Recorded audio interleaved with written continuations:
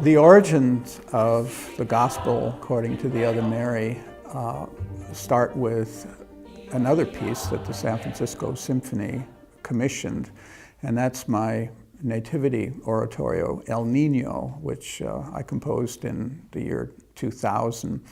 That is the traditional story of the birth of Jesus. I guess I always envied and loved Messiah by Handel and wanted to write my own.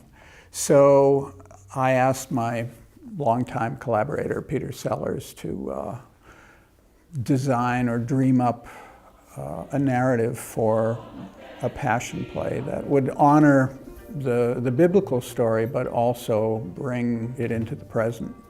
And Peter, in his forever radical way, came up with this idea of an oratorio that moves back and forth between the biblical past and the immediate present, and particularly the immediate present of California. So you get the story of Martha and Mary, Martha's anger, and Mary's anger at Jesus because he doesn't come to save Lazarus, and the death and resurrection of Lazarus, the arrest of Jesus and the crucifixion, and then finally his resurrection.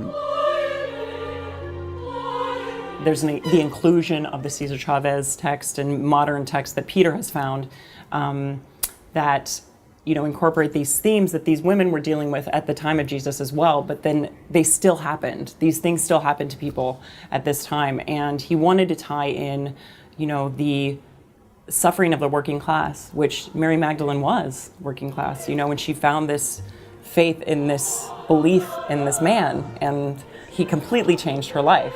And Cesar Chavez kind of had a similar role to a lot of people during his time as well. I think that contemporary twist in it makes the piece not only timely, but it reflects back to what we feel about Jesus. I mean, I think that if Jesus were alive today, that he would be out there in Civic Center devoting his entire time with the sick, the poor, and unfortunately those are always with us.